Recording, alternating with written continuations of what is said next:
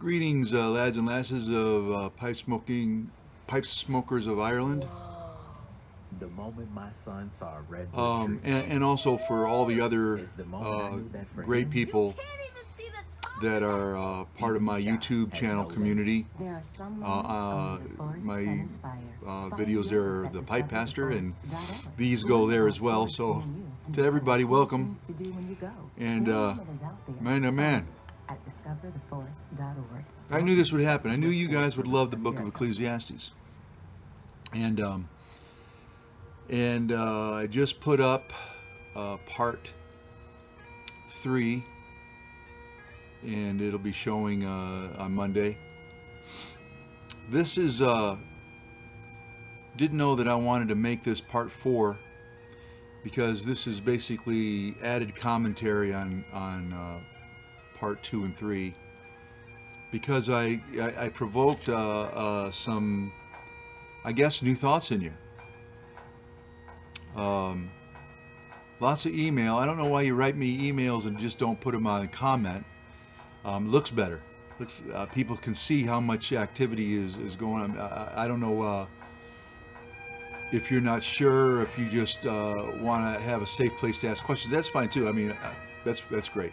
Doesn't look as good as it does if there's a whole mess of commentaries underneath a video, but I get it. But lots of emails, and the emails were around the idea of Utopia, and around, for them, a new idea that,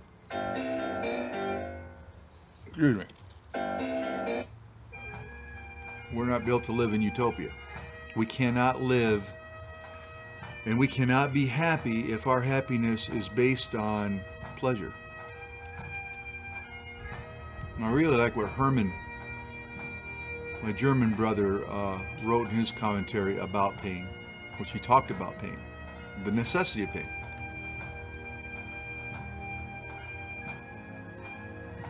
I have an unfinished manuscript for a book I'm writing called Escaping Neverland.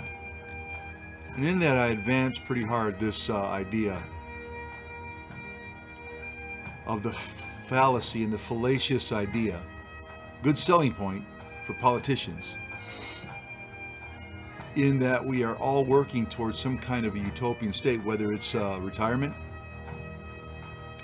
whether it's voting for the right person to come in and make everything great,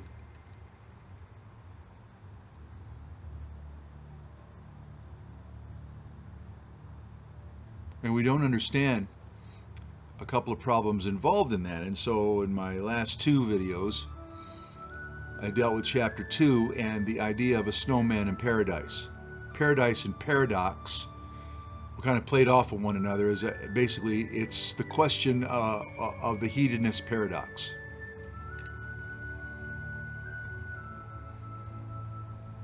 You know, hedonists, part of the existential philosophy, the conclusion anyway, hedonists trying to avoid pain, maximize pleasure, but will end up getting, in the end, as they pursue pleasure and ecstasy and euphoric experiences and the like, they'll end up getting pain. Pain in the way of boredom, which leads to anxiety and depression and ultimately insanity or suicide.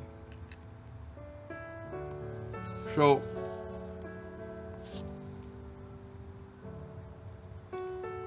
I wanted to go over some of the things that I had written about this concept, and because I don't want to violate my fellowship in the Pipe Smokers of Ireland by overplaying the fact that I'm a pastor and trying to preach to people or proselyte people or get them saved. I'll mention this on that website, but I'll leave it up to you whether you want to come and look at this particular video or not. I'm going to preach just a little bit in the end, because without the emphasis, the Christian and biblical emphasis at the end, there really isn't any answer as to, well, then how do we ultimately become happy and find meaning in this life? But it'll be good. You won't feel preached at too much. Before I do, let me give you a tip. I have a trick that I do every once in a while. I'm doing it right now, man. To enhance the flavor and to quicken the buildup of cake in my pipes. Cake is important. You want to build up that thick wall of I can't think of the word right now, but it's kind of like charred tobacco, especially around the heel of your pipe. And there's ways people do that. They get a little bit of honey and they mix it with some pipe ash, and then they smear it around the walls and the bottom of their pipe, and that'll work. Especially if you want to break in your pipe really quick, you get a new pipe. And for some of you, someone was talking about, I think it was Drew, talking about how his first couple of smokes with his pipe from Peterson's was less than satisfactory. Well, that's the way it always is with a new pipe. New pipes are not broken in; they're not sweetened up yet, and you can speed up that process, which takes a while, by using things like honey and or honey and pipe ash. Make it glue out, smear it around your pipe. This is what I do. I have a bag of this. Yeah. Do you know what this is? People pay real money for this. I'm going to give this to you for free. This is burnt edges from my wife's chocolate chip cookie cake, I guess you call it. She makes this huge, thick, looks like a big loaf of bread almost in a crock pot, and it's chocolate chips, a chocolate chip cookie. Made it yesterday. It was real good. I can't eat it, but it smelled good. And this is how I can do it. I get all the burnt stuff that she does when she does cookies and stuff, and I grind it into a powder. And I put a little in my tobacco, mix it up with my tobacco, smear a little bit with some saliva and some pipe ash. I smear a little bit of it around the bowl of my pipe. Smoke away.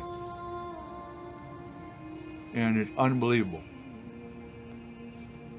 If you want to get a compound effect, a magnified effect, then you'll eat a chocolate chip cookie or a brownie, get all that chocolate kind of with saliva stuck to your tongue and the roof of your mouth and such, and then with your pipe, the way I just told you, smoke away, and it mixes up with all of that chocolate and stuff like that.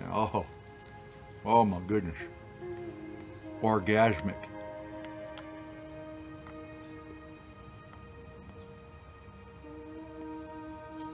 I mean euphoric. That's what I meant. In any case, let me interject this while we can, and let me read a little bit to you out of my manuscript here, a little bit of it anyway.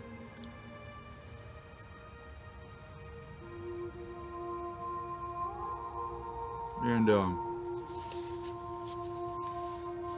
the idea behind JM Barrie, the Scottish playwright, in his book Peter Pan, the Boy Who Wouldn't Grow Up, where we get Peter Pan from. The idea of Neverland in that book fits very well with this idea of Utopia.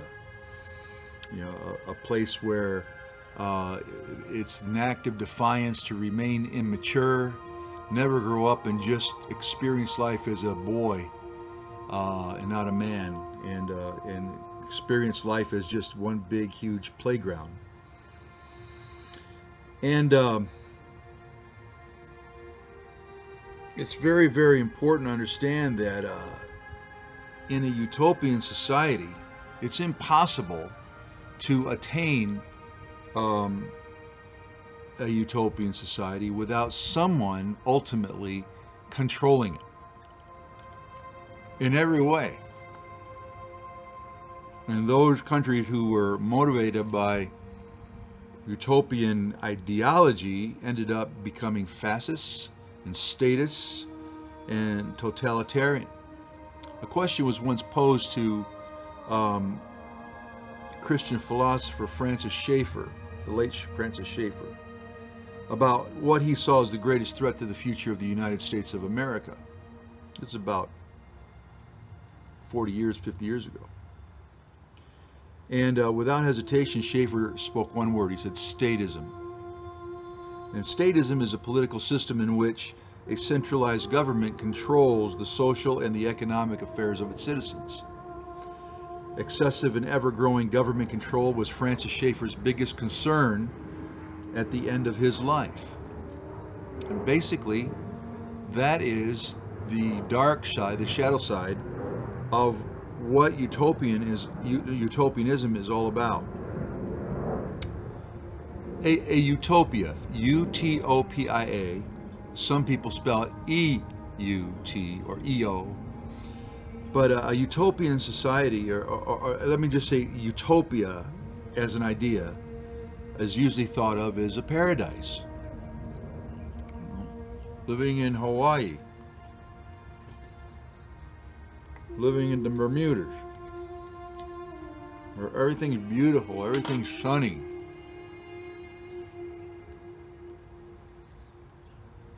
And in its classical definition,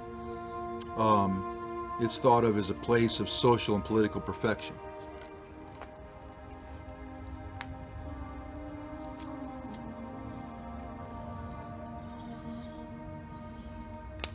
Smoking my one of my favorite pipe shakes next to a Canadian.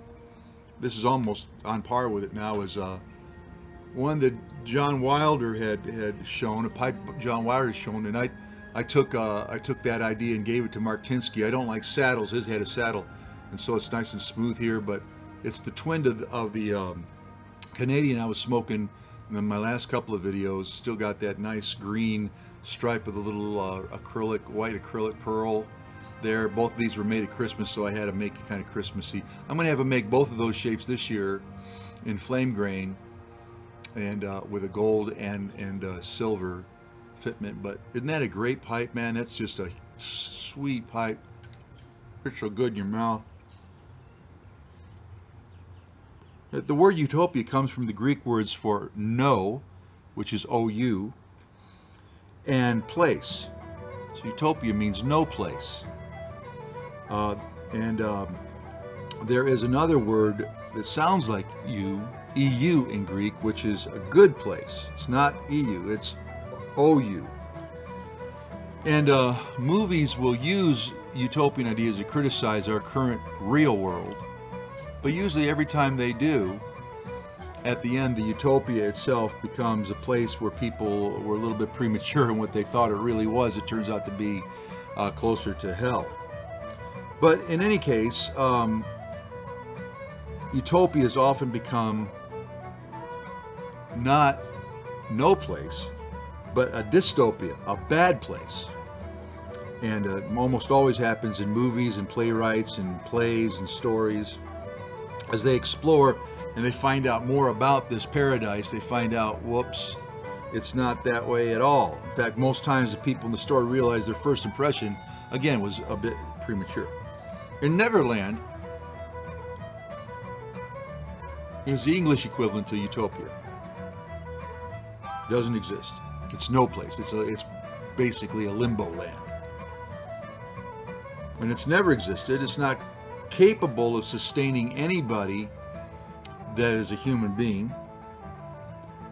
because we can't continue to live in a place of sustained pleasure, without responsibilities, without self-sacrifice, without pain. In fact, here's another idea for you. Human beings need pain in order to experience pleasure. And in order for them to be content in pleasure, they also need that pleasure to be mixed from time to time with pain. The pain of the existentialist is boredom, as we talked about already. Boredom, conflict, loneliness, hardship, and suffering, all sewn into the fabric of real world living. Uncontrolled, untotalitarian, non-dictatorship living. It's flawed. If we were to discover, as I said last week, Ponce de Leon's fountain of youth that helped us to live forever, and we found Utopia where we could drink that fountain and live there forever, we would end up with dystopia, because imperfect people cannot survive for any length of time in a perfect place without going insane. There exists a real utopia, a real paradise.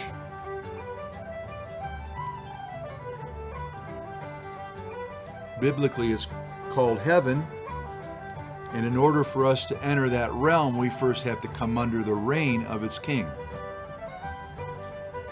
And that king then will do something to us at the end of our lives that fit us with the kind of body and the kind of mind that is able to sustain and live in perpetual happiness without going insane.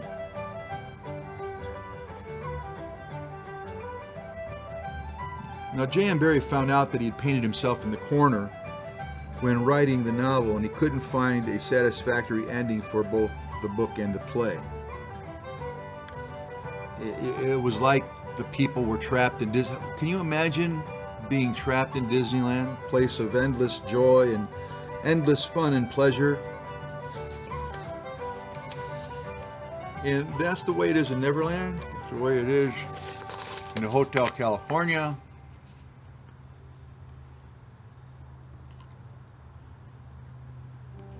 A solar panel the size of the smartphone you're holding could generate enough power in a day. Well, because the hell of Neverland is that they not only want to remain boys, but they stop aging. To claim your power. So that they're trapped in Neverland forever without ever aging. You can't even get out by dying. As a result, they end up like a hamster running around in circles. If you're not growing, then you're merely cycling. And we'll talk about that next week when we talk about the third chapter of Ecclesiastes and the important philosophical concepts of the circle and the line. But broken things can only get fixed in a broken world, because only a broken world has a fixer. There is no fixers in a perfect world because everybody's not broken.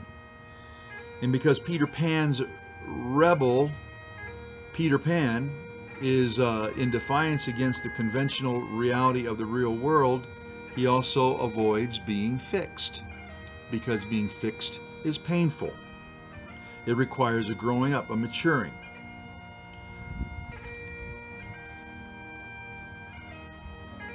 And this is where I think Christian theology has the most to say about the meaning of life, about how to attain it,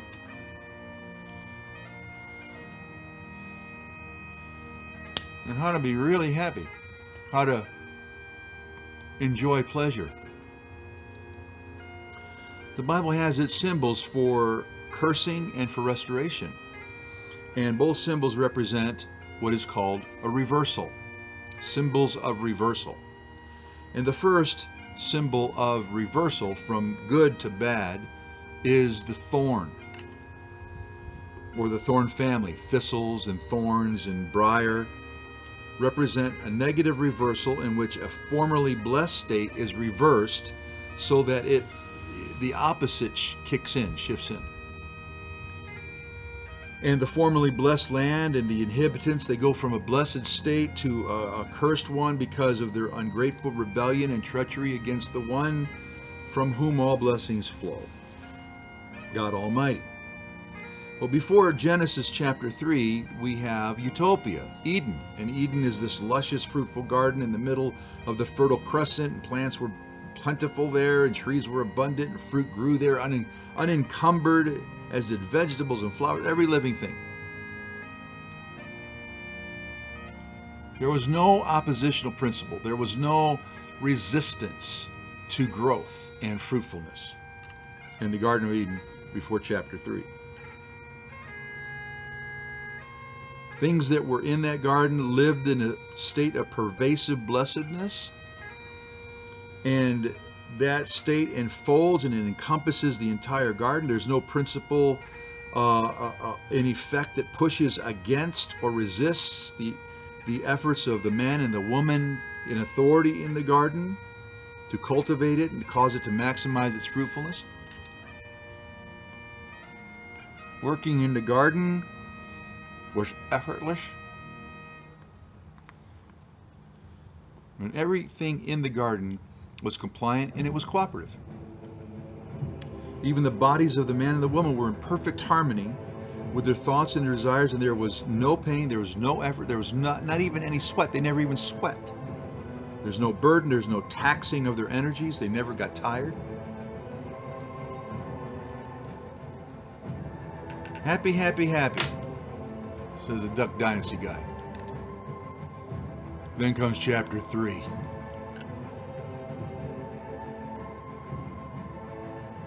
All of a sudden we got this snake in the garden, that's sort of like the crocodile in Neverland. And before the chapter ends, the former Utopia becomes a dystopia.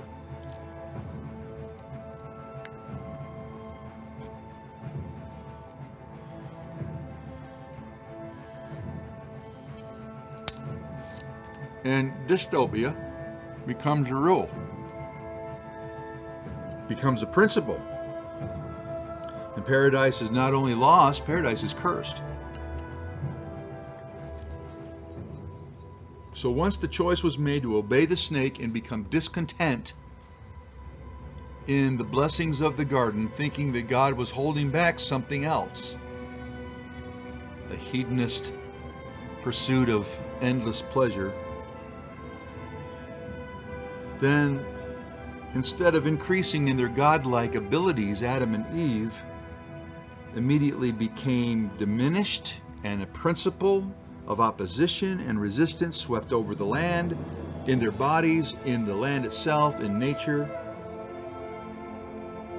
Now where trees were once fruitful and plentiful, something foreign made its appearance for the first time, and it's sort of like a vampire, symbolized by the outgrowth and spread of a parasite, thorns. Everything became an effort, laborious. Everything the man and the woman tried to do was met with resistance. And on their bodies appeared another foreign thing, sweat. And silently and slowly thorns began to appear, sucking the life out of the earth and strangling things that tried to grow. And earthly life under the sun began to experience death. Not just immediate death, but death by slow decay.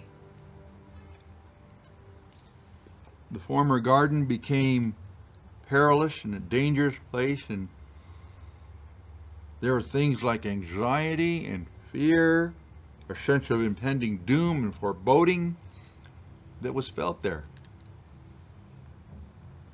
These were the consequences of Adam and Eve's hedonistic sin. And the Bible tells us once sin entered the world, then death also came close behind. Romans chapter 5:12.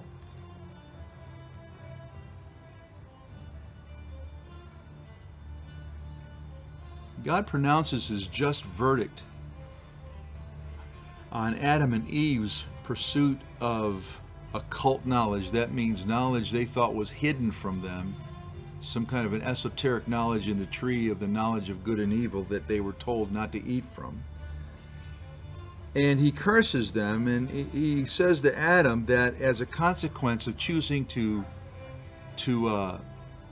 bite off more than he could chew, so to speak, follow the serpent's suggestions rather than obey God, he says, and I quote, "In toil you shall eat the fruit of the ground all the days of your life."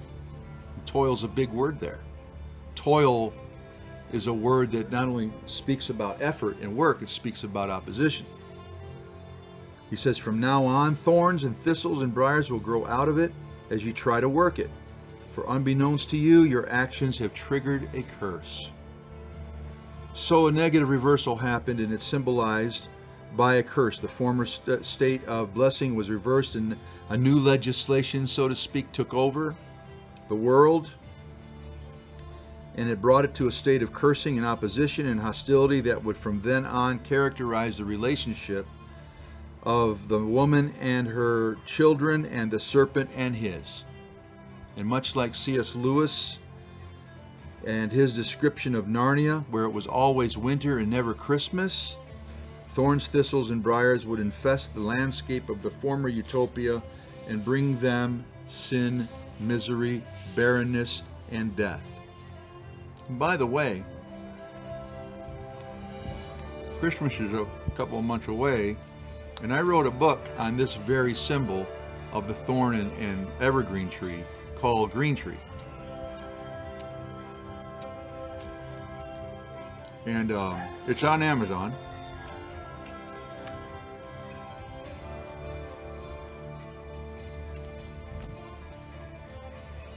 Check it out.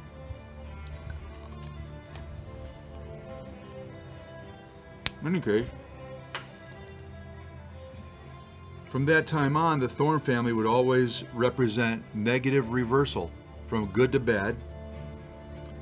Unlike the White Witch's kingdom, it becomes the symbol of the rule of the Prince of Darkness and the divine judgment.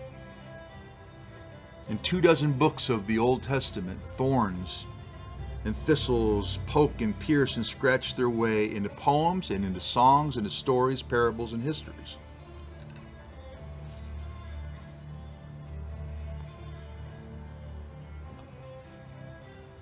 This condition that's symbolized by the thorn, the principle symbolized by the thorn, is understood in the second principle of thermodynamics that we've also talked about before, and that is the symbol of entropy, where everything works backwards or collapses, decays, or works against or under, it resists order and structure and progress and fruitfulness. And even the good that might be done is unsustainable. It might last for a little bit, but it starts to die, it starts to decay, because death is a principle. Entropy is the principle of death. Everything works backward, collapses into darkness, futility, decay, chaos. Nothing constructive and progressive ever lasts, but it's cursed to diminishment.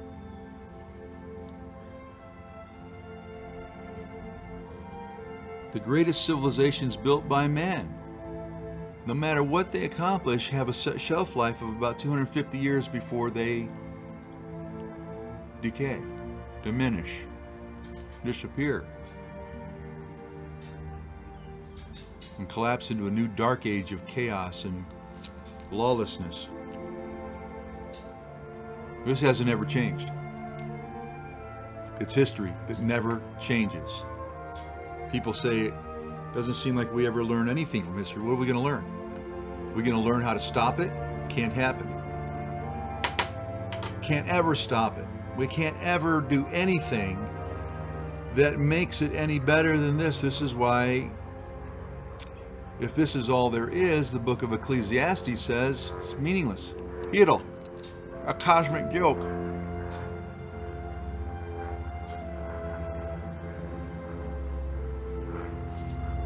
It's so pervasive, people don't even realize that they are living under a curse unless they think about it. When you itemize a symptom cluster that is on people who live a cursed life, something becomes awakened in you that, in fact, I think you could say, yes, there is a principle at work that fills my very existence with opposition, and it fills my existence with frustration and disappointment and angst and fear and heartbreak and heartache and conflict, and leaves me many times in the throes of despair and despondency and depression. You ever feel like that? Let's cover this. I think what happens is the ash gets so thick because the pipe is so big, it resists the flame. Here it is, the law of entropy.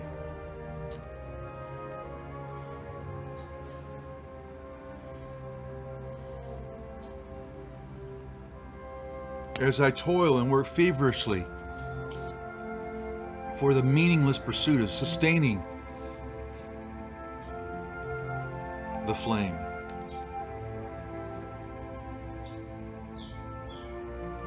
Let me ask you this. Have you ever felt that something intangible and invisible, but nevertheless very real, fights against you being happy and you being fulfilled and at peace in this life?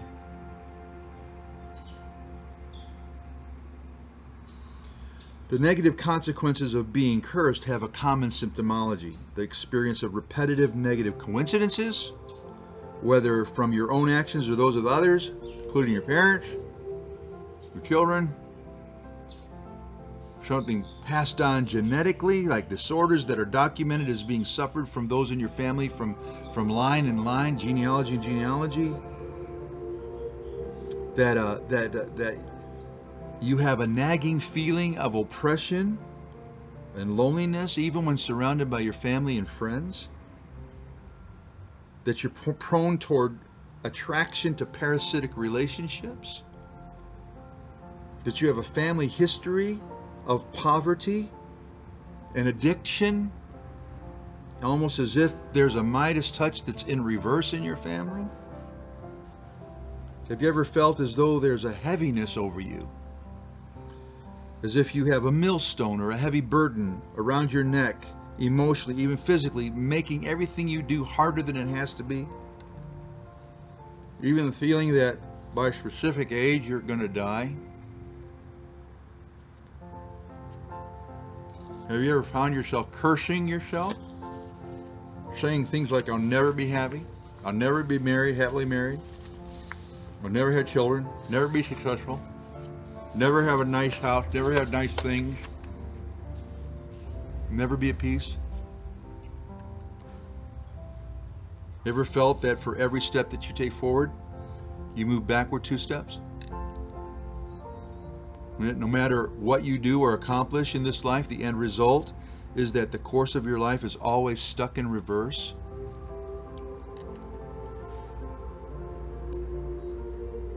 Have you ever deduced that the principle of negative reversal seems to be a constant and a familiar experience when it comes to you and your family? If you have, you've given yourself too much pleasure.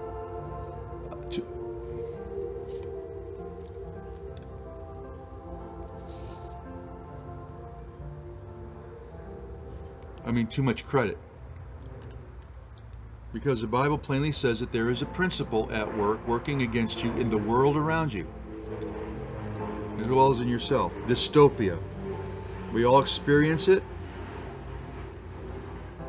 You probably don't appreciate me calling attention to it because it's a thorny subject. Ha!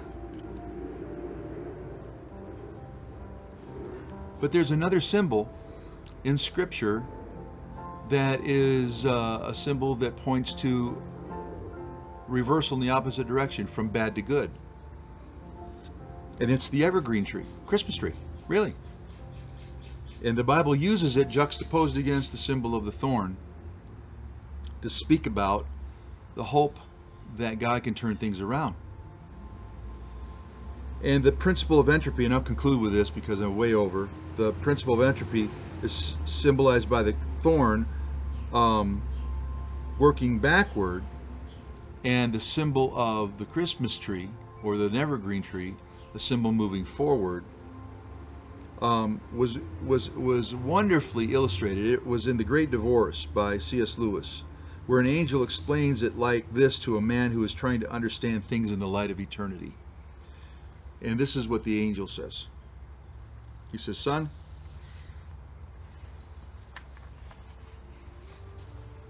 you cannot, in your present fallen and finite state, understand eternity. That is what mortals misunderstand. They say of some temporal suffering, no future bliss can make up for what suffering has cost me. not knowing that heaven, once attained, will work backwards and turn even their agony into glory. And of some sinful pleasure they say, let me have but this one thing, and I'll gladly suffer the consequences. Little dreaming how damnation will spread backward into their past and contaminate the pleasure of that temporal sinful thing. Both of these processes begin even before death. The redeemed man's cursed past, notice this now, listen to this. The redeemed man's cursed past begins to change so that his forgiven sins and remembered sorrows take on the quality of heaven. The unredeemed, condemned man's past already conforms to his sinful, accursed life and is filled only with weary dreariness, and that's it. And that is why the blessed man, the follower of Jesus Christ, will say, I have never lived anywhere except in heaven. And the lost man, those without Christ, will say, I was always in hell. And both, Lewis says, will speak truly. There is a third kind of existence, from one that pursues pleasure, one that is suffering the consequences of that lifestyle, which is boredom and pain, and one that attains ataraxia.